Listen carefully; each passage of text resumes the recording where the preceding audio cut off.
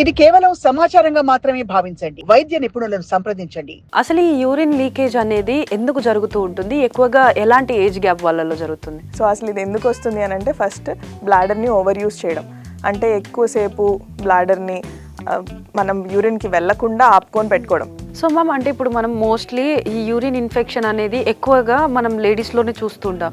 So దీనికి కారణం ఏంటి? బయట ఎన్విరాన్మెంట్కి మన లోపలున్న ఈ బ్లాడర్కి మధ్యలో ఒక నాళం ఉంటుంది. ఆ నాళం అనేది చిన్నగా ఉంటుంది, 4 సెంటీమీటర్సే. దానిలో మనం కూడా కొంచెం టైట్ ఫిట్టింగ్ క్లోత్స్ వేసుకున్నా ఎయిర్ అనేది మూమెంట్ ఉండదు. పెల్విక్ పార్ట్స్ కొంచెం కిందికి జారిపోయినట్టు అయిపోయాయి, ఇలా ఉన్నాయి అని చెప్పేసి అని. ఎందుకు జారిపోయాయి అనడం అని అంటే వీక్నెస్ వల్ల జారుతాయండి. జస్ట్ లైక్ మన స్కిన్ ఏదైతే సాగ్ అవుతుందో ఒక వయసు వచ్చిన తర్వాత, ఇప్పుడు మేము డాక్టర్ దగ్గరికి వెళ్తే ఈ ఇన్ఫెక్షన్స్ వల్ల మమ్మల్ని ఇంకేం చెప్తారో, మేబీ మేము మదర్ అవ్వలేమో, లేకపోతే మా లైఫ్ ఇలా ఉండదేమో అని చెప్పి వాళ్ళే డెసిషన్ తీసుకొని ఫస్ట్ ఆఫ్ ఆల్ రైట్ డాక్టర్ని చూస్ చేసుకోవాలండి. అంటే మీరు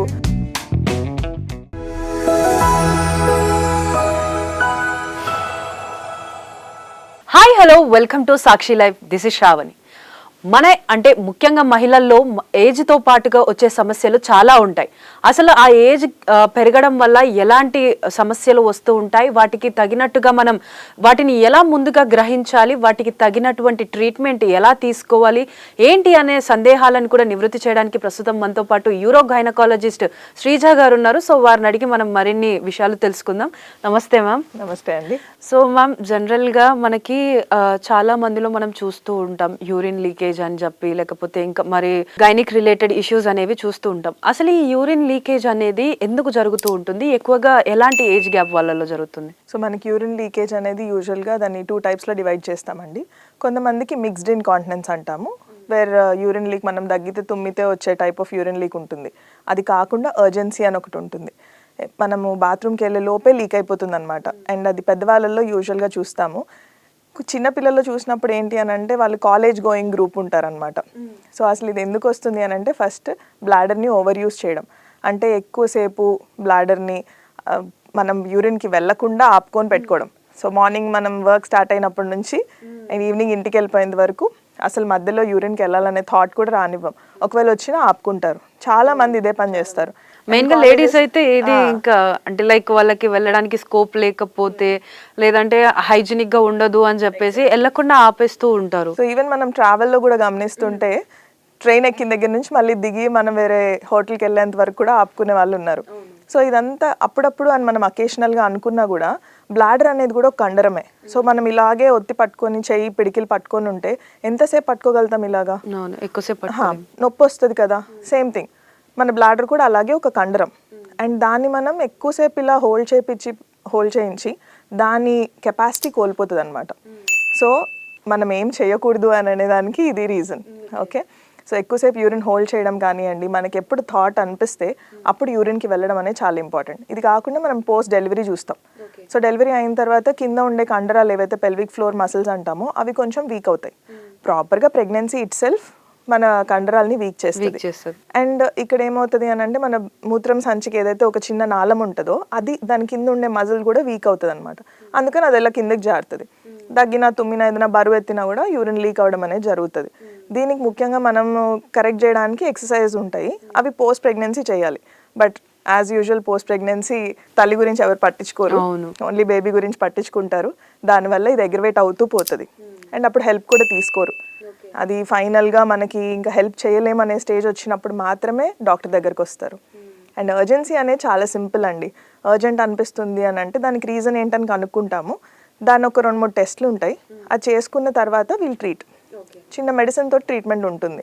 సింపుల్ యూరిన్ ఇన్ఫెక్షన్ వల్ల కూడా ఈ యూరిన్ లీకేజ్ అనేది జరగచ్చు.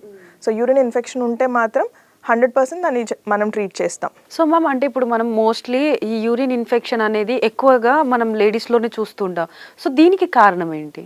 యూజువల్గా ఫీమేల్స్లో ఏంటంటే యూరినరీ ప్యాసేజ్ అనేది చాలా చిన్నగా ఉంటుంది. బయట ఎన్విరాన్మెంట్కి మన లోపలున్న ఈ బ్లాడర్కి మధ్యలో ఒక నాళం ఉంటుంది. ఆ నాళం అనేది చిన్నగా ఉంటుంది, 4 సెంటీమీటర్సే. మగవాళ్ళలో కొద్దిగా పొడుగా ఉంటుంది అనమాట. సో ఏదైనా బ్యాక్టీరియా ఉన్నా కూడా అది లోపల వరకు వాళ్ళకి వెళ్ళదు. ఫిమేల్స్కి బయట ఉన్న బ్యాక్టీరియా వెంటనే లోపలికి వెళ్ళిపోతుంది. దానిలో ఫిమేల్స్ యూజువల్గా ఎక్కడ అంటే ఎయిర్ వచ్చే ఏరియా కాదు, అది క్లోజ్డ్ ఏరియా. దానిలో మనం కూడా కొంచెం టైట్ ఫిట్టింగ్ క్లోత్స్ వేసుకున్నా ఎయిర్ అనేది మూమెంట్ ఉండదు. సో దీనివల్ల బ్యాక్టీరియా మల్టిప్లై అవుతుంది. ఎక్కడైతే ఎయిర్ ఉండదో ఆ కండిషన్స్లో బ్యాక్టీరియా మల్టిప్లై అవుతుంది. అండ్ యూజువల్గా ఏదైనా మనం ఎక్కువసేపు హోల్డ్ చేసిన యూరిన్, లేదు డయాబెటీస్ ఉన్న వాళ్ళకి కానివ్వండి, ఇంకేదైనా ప్రాబ్లమ్స్ ఉన్న వాళ్ళకి ఈ యూరిన్ ఇన్ఫెక్షన్ అనేది ఎక్కువసార్లు రావడం గమనిస్తాం. అండ్ ఉన్న ట్రీట్మెంట్ని కూడా కంప్లీట్గా ఫినిష్ చేయరు. మనం ఏదైనా ట్రీట్మెంట్ రాస్తే కూడా నొప్పి తగ్గిపోయింది కాబట్టి 2 డేస్లో మానేసామనో, లేదంటే మెడికల్ షాప్ వాళ్ళు ఈ మెడిసిన్ ఇచ్చారు కాబట్టి వేసుకున్నామనో, ఇది చాలా కామన్గా వినే థింగ్. ఇలా చేస్తూ చేస్తూ ఆ బ్యాక్టీరియాకు కూడా అలవాటు అయిపోతుంది. ఆ యాంటీబయాటిక్ వస్తే చూసుకుందాం అన్నట్టు ఉంటుంది అనమాట. సో ఇంకా ఆ యాంటీబయాటిక్ పని చేయదు. దానికి మనం ఇంకొంచెం లెవెల్ ఆఫ్ యాంటీబయాటిక్ మార్చాల్సి ఉంటుంది. సో అది డిఫికల్ట్. ముందుగా చిన్న ఇన్ఫెక్షన్ ఉన్నప్పుడు దాన్ని ట్రీట్ చేసుకుంటే బెటర్గా రిజల్ట్ ఉంటుంది. సో మ్యామ్, మీరు ఇందాక అన్నారు కదా ఈ యూరిన్ లీకేజ్ అనేది 2 టైప్స్ ఉంటుంది అని చెప్పి.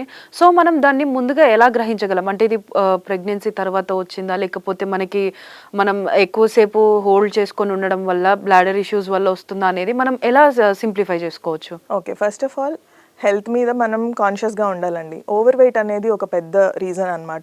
ఈ యూరిన్ లీక్ అయ్యే వాళ్ళది ఎక్కువ శాతం ఓవర్ వెయిట్లో చూస్తాం. మనం కొంచెం బరువు పెరిగిన తర్వాత కూడా గమనిస్తే ఇంతకుముందు తక్కువ లీక్ అయ్యేది ఇప్పుడు ఎక్కువ లీక్ అవుతుంది అనేలాంటి హిస్టరీ ఇస్తారు మాకు. సో ఈ ఓవర్ వెయిట్ని తగ్గించుకోవడం, జంక్ ఫుడ్స్ తినకపోవడం, ఎక్సెట్రా అన్నిటికీ మెయిన్ మూల కారణం ఇస్ ఒబేసిటీ. ఓకే, అంటే లావు అవ్వడం. సో దాన్ని తగ్గించుకోవాలి, ఇది ప్రైమరీ. సో ఇది మనం గ్రహించచ్చా, ఎలా తెలుసుకోవచ్చు అనే దానికి యూరిన్ లీక్ అవ్వడం అనేది మీకే సొంతగా తెలుస్తుంది. బట్టలు తడి అయిపోతూ ఉంటాయి అన్నమాట. ఇది కాకుండా కొంతమంది బట్టలు కూడా తడి అవ్వని సిచ్యువేషన్స్ ఏంటి అంటే ఈ స్మెల్ అనేది పక్కన వాళ్ళకు కూడా తెలుస్తుంది. అంటే ఇంట్లో వాళ్ళు కూడా స్మెల్ వస్తుంది వీళ్ళ దగ్గర అనే పాయింట్ రైజ్ చేస్తారు. సో ఇది పెద్దవాళ్ళలో చూస్తూ ఉంటాము. ఈవెన్ పోస్ట్ డెలివరీ కూడా మనకు తెలియకుండా లీక్ అవ్వడం, బట్టలంతా స్మెల్ రావడం కానీ ఇది కూడా గమనించవచ్చు. ఈ అర్జెన్సీకి స్ట్రెస్ లీక్కి ఏంటి అని అంటే, స్ట్రెస్ లీక్ యూజువల్గా ఏదన్నా ప్రెషర్ ఫ్యాక్టర్ ఉండాలి. కింద భాగంలో ఏదైనా ఇంజరీ కానీ, ఏదైనా ప్రెగ్నెన్సీ కానీ, లేదు మెనోపాజ్ అంటే ముట్లు ఆగిపోయిన తర్వాత ఏదైతే మన ఈస్ట్రోజన్ లెవెల్ ఉంటుందో, బాడీలో ఏదైతే ఫీమేల్ హార్మోన్ ఉంటుందో అది తగ్గిపోతుంది. దానివల్ల మనకి లీక్స్ అనేవి జరుగుతాయి. సో ఇది ఆ డిఫరెన్సియేషన్ పాయింట్ అనేది మన స్వతహాగానే అర్థమైపోతుంది. అర్జెంట్గా వస్తుంది అని వాళ్ళే చెప్తారు. లేదు మేడం, ఏదైనా బరువు ఎత్తినప్పుడు, కూరగాయలు వంట చేసేటప్పుడు అలా అనిపిస్తుంది. లేదు మీరు తడిగా ఉన్న ఫ్లోర్ మీద నడిచినప్పుడు వెంటనే బాత్రూమ్కి వెళ్ళాలనిపిస్తుంది.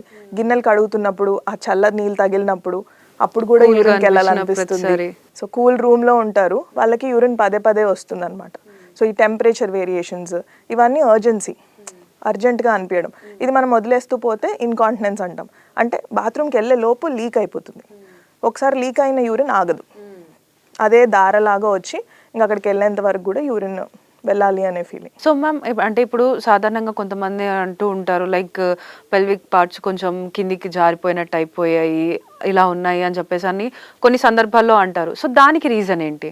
ఎందుకు జారిపోయాయి అనడం అని అంటే వీక్నెస్ వల్ల జారుతాయండి. జస్ట్ లైక్ మన స్కిన్ ఏదైతే సాగ్ అవుతుందో ఒక వయసు వచ్చిన తర్వాత నార్మల్ మన ఫేస్ స్కిన్ కూడా జారుతుంది కదా, రింకిల్స్ వస్తాయి, సాగింగ్ స్కిన్ ఉంటుంది. సేమ్ థింగ్ కింద గర్భసంచి కూడా ఒక 5-6 డెలివరీస్ అయిన వాళ్ళు ఉంటారు. ఇప్పుడు వచ్చే పెద్దవాళ్ళందరూ ఆల్మోస్ట్ 5-6 డెలివరీస్ అయిన వాళ్ళే.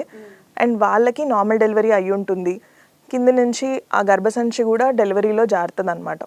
అండ్ దాన్ని వాళ్ళు సరిగా మేనేజ్ చేయకపోవడం, అంటే బ్యాక్ టు బ్యాక్ డెలివరీస్. ఇప్పుడు డెలివరీ అవుతుంది, మళ్ళీ వెంటనే వితిన్ 1 year మళ్ళీ వాళ్ళ డెలివరీ అవుతుంది. ఈ లోపల బాడీకి కోలుకునే అంత టైం కూడా ఇవ్వరు. అంటే ఎనర్జీ మనకు కూడా కావాలి కదా, మనం బేబీకి ఇచ్చే ఎనర్జీ డ్రైన్ అయిపోతుంది, మొత్తం బేబీకే వెళ్తుంది తల్లి నుంచి. తన స్వతహాగా కొద్దిగా బలం తెచ్చుకోవాలంటే ఇంకొక 1 year గ్యాప్ కావాలి. సో ఈ 2 years గ్యాప్ ఇవ్వట్లేదు అని అంటే వెంటనే డెలివరీస్ అవుతున్నప్పుడు జస్ట్ ప్రెగ్నెన్సీ ఇట్ సెల్ఫ్, అంటే మనకు డెలివరీ అయింది కాబట్టి అని కాదు. సో నేను నార్మల్ డెలివరీ చేసుకోను, సెక్షన్ చేసుకుంటా అనే వాళ్ళు కూడా ఉంటారు. మీరు సెక్షన్ చేసుకోండి, నార్మల్ డెలివరీ చేసుకోండి, ప్రెగ్నెన్సీ అనేదే మీ పెల్విక్ ఫ్లోర్ మీద బరువు, నడుము మీదనే పడుతుంది మీ బరువు అంతా. సో కింద కండరాలన్నీ వీక్ అవుతాయి. సో మనం ఎప్పుడైతే ఆ ప్రెషర్ అనేది కింద వేస్తామో అది త్రూ ప్రెగ్నెన్సీ మొత్తం ఈ 9 నెలలు ఆ బరువు పడుతుంది. సో ఆ బరువు పడిన దాని వల్ల లీక్ అనేది జరుగుతుంది, మజిల్స్ అనేవి వీక్ అవుతాయి. అందుకే we ask for a gap. కొంచెం గ్యాప్ ఉంచుకోండి, మీరు కూడా కొద్దిగా బలం వచ్చిన తర్వాత, మీరు రికవర్ అయిపోయిన తర్వాత అప్పుడు ఇంకొకరిని ప్లాన్ చేయండి అని. సో మ్యామ్, అంటే ఇప్పుడు ఈ ఏదైతే ఇలా జరుగుతూ ఉంటుందో, అంటే లైక్ గర్భసంచి అనేది ప్రెగ్నెన్సీ టైంలో ఇలా జారిపోయినప్పుడు సో దీనికి మనం ఏమైనా ట్రీట్మెంట్ చేయొచ్చా, లేకపోతే మనం ఇంట్లోనే వీటిని సరి చేసుకోవచ్చా? సో ఫస్ట్ ఆఫ్ ఆల్ మనం చేయాల్సింది ఏంటంటే కిగిల్స్ ఎక్సర్సైజ్ అని ఉంటాయండి. కిగిల్స్ ఎక్సర్సైజ్ అంటే బాడీలో అన్ని భాగాలకి ఎక్సర్సైజ్ ఎలా చేస్తామో నార్మల్గా మనం మేల్కొని ఉన్నప్పుడు కూడా ప్రతి భాగం వర్క్ అవుతుంది. ఒక్క భాగం ఏది వర్క్ అవ్వదు అని అంటే అది ఓన్లీ పెల్విక్ ఫ్లోర్. ఏదైతే కింద భాగం ఉంటుందో అది మాత్రం ఎప్పుడు పనిచేయదు అనమాట, సైలెంట్గా ఉంటుంది. అందుకోసం దాన్ని మాత్రమే మనము మీరు ఈ కిగిల్స్ ఎక్సర్సైజెస్ ఖాళీగా ఉన్నప్పుడు చేయండి అని చెప్తాం. యూరిన్ అర్జెంట్ వచ్చేస్తుంది, మీరు ఆపుకోలేని సిచ్యువేషన్లో ఏం చేస్తారు, వెనక్కి లాగినట్టు చేస్తాం. సో ఇక్కడ మనం ఊపిరి బిగబెట్టుకుంటాం యూజువల్గా. సో ఇదే కైండ్ ఆఫ్ ఎక్సర్సైజ్ ఊపిరి బిగబెట్టుకోకుండా నార్మల్ బ్రీదింగ్ తీసుకుంటూ హోల్డ్ చేయమని చెప్తామన్నమాట. దీన్నే కిగిల్స్ ఎక్సర్సైజ్ అంటారు. బట్ మీరు ర్యాండమ్గా చేస్తే అది పని చేయదు. ఒక డాక్టర్ దగ్గరికి వెళ్ళండి లేదా ఫిజియోథెరపిస్ట్ దగ్గరికి వెళ్ళండి, వాళ్ళు ఏ మజిల్ వీక్ ఉందనేది వాళ్ళు అసెస్ చేయగలుగుతారు. సో మజిల్ని బట్టి మనం ట్రీట్మెంట్ ఇస్తాం. సో ఇది చాలా బేసిక్ వర్షన్ అనమాట. ప్రతి ఒక్కరు చేసుకునేది, చెయ్యగలిగింది, చెయ్యాల్సింది. అండ్ దీని తర్వాత నెక్స్ట్ లైన్ ఆఫ్ ట్రీట్మెంట్ ఏమొస్తుంది అని అంటే సర్జికల్ ట్రీట్మెంట్ ఉంటుంది, మెడికల్ ట్రీట్మెంట్ ఉంటుంది. గర్భసంచి జారిన దానికి మెడికల్ వర్షన్ ఏమి ఉండదండి, కానీ పెసరీస్ అని కొన్ని ఉంటాయి. అవి మనం గర్భసంచి పైకి లేపి పెట్టడానికి లోపల పెట్టేస్తామన్నమాట. రింగ్ లాంటివి వేరే షేప్స్లో వస్తాయి. వాటిని జస్ట్ మనం సొంతగా కూడా కడుక్కొని మళ్ళీ పెట్టుకోవడం ఇలాంటివి మనం నేర్పిస్తాం. ఓకే. సో ఇలా కూడా వాళ్ళు చేసుకోవచ్చు. ఇది ఎవరికి అంటే సర్జరీ అసలు ఇంపాసిబుల్ లేదు, మనకి ఏదైనా గ్యాప్ కావాలి సర్జరీ వరకు అనుకునే వాళ్ళకి మాత్రమే. లేదు అంటే సర్జికల్గా గర్భసంచి తీయకుండా కూడా ఫిక్స్ చేసే ప్రొసీజర్స్ చాలానే ఉంటాయి. అది మనం వితౌట్ స్కార్ కింద నుంచి కూడా వెళ్ళి చేస్తాము. అక్కడ మీకు స్కార్ కనపడదు. ఈవెన్ లాప్రోస్కోపీలో వచ్చే చిన్న స్కార్ కూడా మనకు ఉండదు. అది ఫిక్సింగ్ అయిన తర్వాత ప్రెగ్నెంట్ అయ్యే వాళ్ళు కూడా ఉంటారు. సో ఏదో గర్భసంచి కిందికి జారింది కాబట్టి ఇంకా నేను ప్రెగ్నెంట్ అవ్వలేను అనుకోవడం అపోహ. ఓకే, ఒకప్పుడు ఇది, బట్ ఇప్పుడు ట్రీట్మెంట్ ఉంది. So everything has treatment. Yes. So ma'am అంటే ఇప్పుడు చాలా వరకు కూడా ఈ ఎలా అంటే ఈ మన పెల్విక్ ఇష్యూస్ అనేది మోస్ట్లీ మనం సెక్షువల్ లైఫ్ వల్ల లేకపోతే సెక్షువల్ ఇన్ఫెక్షన్స్ వల్ల వస్తూ ఉంటాయని అంటారు. సో ఇందులో నిజంగానే నిజం ఉందంటారా? ఓకే, సెక్షువల్ లైఫ్ అనేది చాలానే ఎఫెక్ట్ అవుతుందండి. ఈ వెజైనల్ ఇన్ఫెక్షన్స్ ఏదైతే అంటున్నారో అది కంప్లీట్గా డిఫరెంట్. బట్ ఇంకొక కేటగిరీ ఉంటుంది వెజైనిస్మస్ అని. అంటే అసలు కింద భాగంని వాళ్ళు టచ్ కూడా చేయనివ్వరు. అసలు మనం ఎగ్జామిన్ చేస్తే కూడా వాళ్ళు అలౌ కూడా చేయరు అనమాట. అది పక్కన పెడితే వాళ్ళ మ్యారేజ్ లైఫ్ అనేది కూడా చాలా పెయిన్ఫుల్గా ఉంటుంది. సో నాట్ జస్ట్ ఫిమేల్కి మాత్రమే అని కాదు, మేల్ కూడా అదే ప్రాసెస్లో తను ట్రావెల్ చేయాల్సి ఉంటుంది. సో ఈ వెజైనిస్మస్ అనే దానికి కూడా ట్రీట్మెంట్ ఉంటుంది. సో మనం ఫస్ట్ ఆఫ్ ఆల్ హెల్ప్ అడగడం అనేది ఇంపార్టెంట్, హెల్ప్ తీసుకోవడం అనేది ఇంపార్టెంట్. ఆడవాళ్ళకి ఏంటంటే బయటికి వెళ్ళి చెప్తే మనని ఏదో అనుకుంటారేమో, సో మనల్ని జడ్జ్ చేస్తారేమో, ఇన్ని అపోహలు పెట్టుకోకండి. First of all asking for help, taking help చాలా చాలా ఇంపార్టెంట్. ఎందుకంటే ఇది ఫైనల్గా స్ట్రెస్కి అలాగే మీ డిప్రెషన్కి గురవుతారు. సో ఇవన్నీ అవ్వద్దు అని అంటే మీకు ట్రీట్మెంట్ ఉంది, ట్రీట్మెంట్ లేకుండా అయితే కాదు. మోస్ట్ ఆఫ్ దెమ్ ఏం చేస్తారంటే డైరెక్ట్గా అంటే వాళ్ళకి ఏదో ఒక ఫ్యాక్టర్ ఉంటుంది దట్ సెక్షువల్ లైఫ్ అనేది పెయిన్ఫుల్ అండ్ మా వల్ల కాదు అని ఒక థాట్లో ఉంటారు. సో దాన్ని వాళ్ళు లైఫ్ లాంగ్ క్యారీ చేస్తారు. అండ్ ఒక జెంటిల్మెన్ ఎవరైనా husband if he is really concern, ఆ అమ్మాయి గురించి తను ఆలోచించేవాడే అయితే ఫోర్స్ఫుల్గా ఏమీ చేయరు, తన యాక్సెప్టెన్సే కోరుకుంటారు. అండర్స్టాండ్స్ తను మేబీ ఇలా డాక్టర్స్ ని కన్సల్ట్ అవ్వడమా లేకపోతే ఇంకేదైనా స్టెప్స్ ఆ అమ్మాయి చెప్పుకోలేని కూడా తను సపోర్ట్ చేస్తూ వస్తుంటాడు. ఇలాంటి వాళ్ళు ఫైనల్ గా ఐవీఎఫ్కి వెళ్ళిపోవడమో ఏదో చేస్తూ ఉంటారు. ఎందుకనంటే అసలు సెక్షువల్ లైఫే స్టార్ట్ అవ్వదు వాళ్ళకి. సో దాని బదులు మీరు ఫస్ట్ ఒక గైనిక్ దగ్గరికి వెళ్ళండి, అసలు రీజన్ ఏంటో కనుక్కోండి. వెజైనిస్మస్ అనేది ఒక కామన్ ప్రాబ్లం అయిపోయింది. ఇప్పుడు ఒక 500 మందిలో ఒకరికైతే చూస్తున్నాం. సో దానికి ట్రీట్మెంట్ ఉంది అని మీరు తెలుసుకోవాలి. వెజైనల్ ఇన్ఫెక్షన్స్కి కూడా చాలా చాలా ట్రీట్మెంట్స్ ఉన్నాయండి. బట్ ఏం కైండ్ ఆఫ్ ఇన్ఫెక్షన్ అనేది తెలుసుకోవాలి. సో మ్యామ్ చాలా వరకు కూడా ఇప్పుడు అంటే లైక్ అవగాహన లేని వాళ్ళందరూ కూడా ఇప్పుడు మేము డాక్టర్ దగ్గరికి వెళ్తే ఈ ఇన్ఫెక్షన్స్ వల్ల మమ్మల్ని ఇంకేం చెప్తారో, మేబీ మేము మదర్ అవ్వలేమో లేకపోతే మా లైఫ్ ఇలా ఉండదేమో అని చెప్పి వాళ్ళే డెసిషన్ తీసుకొని డాక్టర్స్ దగ్గరికి వెళ్ళకుండా ఉంటారు. సో వాళ్ళకి మీరేం చెప్పాలనుకుంటున్నారు? ఫస్ట్ ఆఫ్ ఆల్ రైట్ డాక్టర్ని చూస్ చేసుకోవాలండి. అంటే మీకు గైనిక్ ఇష్యూ ఉంటే ఫిజిషియన్ దగ్గరికి వెళ్తే వాళ్ళు ఏం చేయలేరు. సేమ్ వే మీరు షుగర్ ఉంది అని అంటే ఒక గైనిక్ని చూస్ చేసుకుంటే వాళ్ళు ఏం చేయలేరు. మీరు ఏ డాక్టర్ దగ్గరికి వెళ్ళాలనేది మీరు డిసైడ్ చేసుకోండి. అండ్ యూరిన్ ఇన్ఫెక్షన్ ఉంది అని అంటే మీరు యూరాలజిస్ట్ని కలవచ్చు, ఒక గైనకాలజిస్ట్ని కలవచ్చు. యూజువల్గా ఫీమేల్స్ గైనకాలజిస్ట్ తోటి కంఫర్టబుల్గా ఉంటారు, మాట్లాడడం ఈజీ అనుకుంటారు. మీరు ఎలాగూ ఒక కన్సల్టేషన్కి వెళ్ళినప్పుడు మీకున్న ప్రాబ్లమ్స్ అన్నీ చెప్పండి. అట్లీస్ట్ వాళ్ళు మిమ్మల్ని ఇంకో దగ్గరికి డైరెక్ట్ చేయగలుగుతారు. ఎప్పుడూ మనము డాక్టర్ని ఒక రాంగ్ వేలోనే చూస్తాం. అలా చూడకండి. మీకు హెల్ప్ చేయాలనుకునే వాళ్ళ ప్రొఫెషన్లో ఉంటారు and they can help you. మీకు వాళ్ళు హెల్ప్ చేయగలరు. అడగండి, నాకు హెల్ప్ కావాలని అడగండి అండ్ ఆబ్వియస్లీ వాళ్ళు మిమ్మల్ని డైరెక్ట్ చేస్తారు. So that is more important. And problem ఉంది అని అంటే చాలామంది ఏమని భయపడతారంటే ప్రాబ్లం ఉంది, అయ్యో నాకు ఏమైనా అయిపోతుందేమో అని. ఫస్ట్ ఆఫ్ ఆల్ ప్రాబ్లం ఉందని తెలుసుకోవడం ఇంపార్టెంట్. అండ్ అది మనకి రూల్ అవుట్ అయిపోతే దేనివల్ల ప్రాబ్లం అనేది తెలుసుకోగలిగితే దానికి ట్రీట్మెంట్ కూడా ఉంటుంది కదా. మనకు ఉంటుందేమో అనే అపోహలో ఎందుకు బతకాలి? చాలామంది అందుకే బ్లడ్ టెస్ట్ చేయించుకోరు. చేయించుకుంటే షుగర్ ఉందేమో అని తెలుస్తుంది. షుగర్ ఉందా లేదా తెలుసుకుంటారు కదా అట్లీస్ట్. అంటే దానివల్ల మనం ముందే తెలుసుకుంటే దానికి తగినట్టు ట్రీట్మెంట్ అనేది ఎగ్జాక్ట్లీ. అప్పుడు ఎప్పుడో కన్ను పోయిందో లేకపోతే కిడ్నీ పోయిందో అనే టైంకి మీకు షుగర్ ఎప్పుడో 10 ఏళ్ల క్రితమే ఉన్నింది అని తెలుసుకోవడం కంటే 10 ఏళ్ల కంటే ముందే మీరు టెస్ట్ చేయించుకుంటే బాగుంటుంది. So it's the same thing. So ma'am, menopause అనేది ఆడవాళ్ళ లైఫ్ని ఎలా ఎఫెక్ట్ చేస్తుంది? ఆడవాళ్ళ లైఫ్ని, ఫ్యామిలీలో ఉండే వాళ్ళందరి లైఫ్ని కూడా ఎఫెక్ట్ చేస్తుందండి మెనోపాజ్ అనేది. ఓకే. అండ్ మెనోపాజ్లో ఏంటి అని అంటే సైకలాజికల్గా స్ట్రెస్ ఫీల్ అవుతారు. That is a part of life. అంటే మెనోపాజ్ అనేది జస్ట్ ముట్లాగిపోవడం ఇది ఒకటి కాదు. అది ఒక 5 నుంచి 10 ఏళ్ళు ఒక టైం స్పాన్లో ఉంటుంది అనమాట మెనోపాజ్ అనేది. అలాగే అండాశయాలు అనేవి ఎప్పుడూ హార్మోన్స్ రిలీజ్ చేస్తూ ఉంటాయి. మనకి ముట్లాగిపోయిన తర్వాత కూడా హార్మోన్స్ రిలీజ్ చేస్తాయి అవి. దట్ ఈస్ హార్మోనల్ హెల్త్ మనకి. సో మనం హెల్తీగా ఉన్నాం, బోన్ హెల్త్ ఉంది, కార్డియాక్ హెల్త్ ఉంది. ఇవన్నీ అంటే గుండె బాగుండాలి, మన ఎముకలు బాగుండాలి, మనం సైకలాజికల్గా మెంటల్గా బాగుండాలి, మనం ప్రశాంతంగా ఉండాలి అని అంటే మెనోపాజ్ని ఒక జర్నీలా చూడాలి. అండ్ మెనోపాజ్ వల్ల వచ్చే ప్రాబ్లమ్స్కి ట్రీట్మెంట్స్ కూడా ఉంటాయి. అది సివియర్గా ఉన్నప్పుడే ట్రీట్మెంట్ అవసరం, ప్రతి ఒక్కరికి అవసరమే ఉండదు. Okay. So first of all మనం మెనోపాజ్ వచ్చిందా లేదా అంటే ఒక 12 నెలలు ముట్లు ఆగిపోతాయి కంప్లీట్గా. అసలు స్పాటింగ్ కూడా ఉండదు అనమాట. దీన్ని మెనోపాజ్ అంటాం. 6 మంత్స్ ఆగిపోయింది, 8 మంత్స్ ఆగిపోయింది, మళ్ళీ మాకు బ్లీడింగ్ వచ్చిందంటే ఇంకా మీకు మెనోపాజ్ రాలేదు. సో కంప్లీట్గా 12 మంత్స్ ఆగిపోయింది అంటే మెనోపాజ్ వచ్చింది. దీని తర్వాత మళ్ళీ మీకు బ్లీడింగ్ అయింది అనుకోండి, దాన్ని ఖచ్చితంగా డాక్టర్ దగ్గరికి వెళ్ళి చూపించుకోవాలి. బికాస్ అది ఏదైనా ప్రాబ్లంకి దారి తీయచ్చు.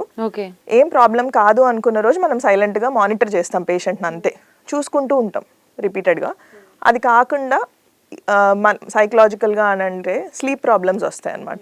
నిద్ర పట్టకపోవడం, చెమటలు పట్టడం, వేడివేడిగా అనిపించడం, ఇంట్లో వాళ్ళ మీద కోపం రావడం, ఇవన్నీ సహజం. సో ఆ టైంని వాళ్ళని ప్రశాంతంగా ఉండనివ్వండి. ఇట్ ఈస్ కామన్ ప్రతి ఒక్కరి లైఫ్లో. ఎట్లయితే మనకి మెన్సెస్ వచ్చినప్పుడు చిరాగ్గా ఇవన్నీ ఫీలింగ్స్ వస్తాయో అప్పుడు అర్థం చేసుకుంటారు కదా, మెనోపాజ్ వచ్చేటప్పుడు కూడా అర్థం చేసుకోండి. ఇది ఇంట్లో వాళ్ళందరికీ ఒక ఇన్ఫర్మేషన్. సో మ్యామ్, ఇప్పుడు ఈ ఇన్ఫెక్షన్స్ వల్ల మనకి ఏమైనా సర్వైకల్ క్యాన్సర్ వచ్చే ఛాన్సెస్ ఉన్నాయా? సో యూజువల్గా కలయికలో ట్రాన్స్మిట్ అయ్యేదే హెచ్పివి అనే వైరస్ అండి. ఈ హెచ్పివి అనే వైరస్ కోసం ఇప్పుడు వ్యాక్సిన్ కూడా ఉంది. ఓకే. ఇది సర్వైకల్ క్యాన్సర్ వ్యాక్సిన్ అని ఇప్పుడు ఫేమస్ అవుతుంది కదా.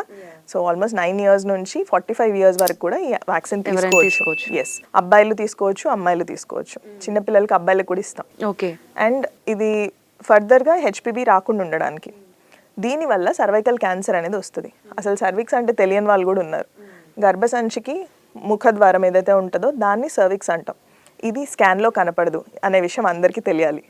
స్కాన్లో మనకు కనిపించేది ఓన్లీ దాని లెంతో లేకపోతే అది దాని మీద ఏమైనా గ్రోత్ ఉందా, ఏమైనా పెరుగుదల ఉందా అనేది మాత్రమే. బికాజ్ అది black and white picture. Okay. మనం కళ్ళతో చూసినప్పుడు మాత్రమే సర్విక్స్ ఎలా ఉంది అనేది మనకు తెలుస్తుంది. దాని మీద పుండు ఉందా, కొట్టుకుపోయిందా, ఇప్పుడు చర్మం కొట్టుకుపోతుంది, సేమే సర్విక్స్ కూడా కొట్టుకుపోతుంది. ఓకే. దాని మీద చిన్న పింపుల్ లాంటివి కనిపిస్తాయి. సో అవన్నీ అబ్నార్మాలిటీ కాదు, కానీ కనిపిస్తేనే అంటే మనం చూసినప్పుడే అది కనుక్కోవచ్చు. స్కాన్లో తెలుస్తుంది అని ఎగ్జామిన్ చేయించుకోకుండా ఉండకండి. సో ఎగ్జామిన్ చేయించుకోండి, అప్పుడే మనం ప్యాప్స్మియర్ అనేది తీస్తాం. ప్యాప్స్మియర్ పెయిన్ఫుల్ కాదు. Okay. It's just a brush, ఒక సాఫ్ట్ బ్రష్ ఉంటుంది. దాన్ని ఎలాగో చూస్తాం కాబట్టి దాని మీద శాంపిల్ తీసి పంపిస్తాం అనమాట.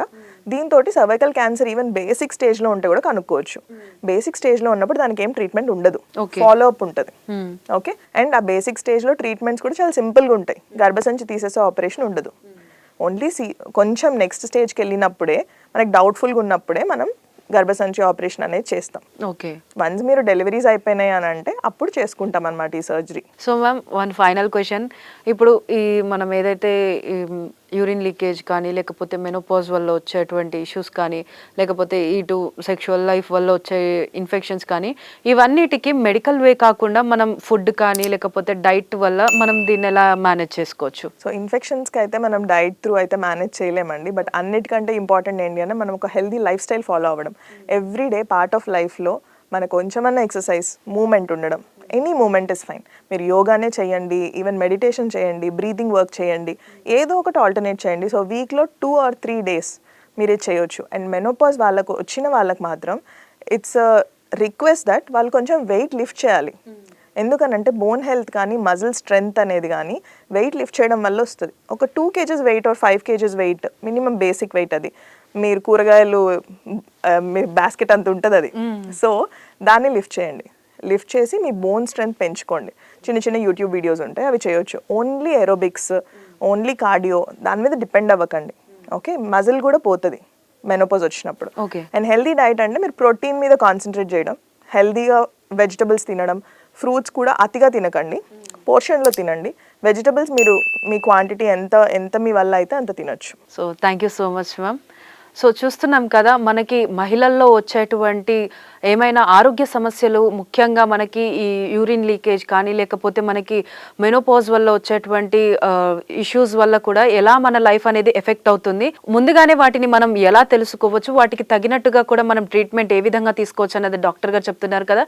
సో ఇలాంటి సమస్యలతోటి బాధపడే వాళ్ళు ఎవరైనా కూడా తగిన డాక్టర్ని కన్సల్ట్ అయ్యి ట్రీట్మెంట్ తీసుకుంటే మనకి బెటర్ రిజల్ట్స్ ఉంటాయి. సాక్షి టీవీ ప్రసారాలను నిలిపివేయడం చట్టరీత్యా నేరం. సాక్షి టీవీ ప్రసారాల కోసం మీ స్థానిక కేబుల్ ఆపరేటర్ని వెంటనే సంప్రదించండి. DTHలో, ఇంటర్నెట్లో కూడా సాక్షి టీవీ ప్రసారాలను వీక్షించవచ్చు.